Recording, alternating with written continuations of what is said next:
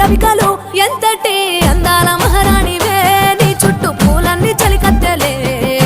నిన్ను చూడాలని ముందుగా వచ్చిందే పువ్వు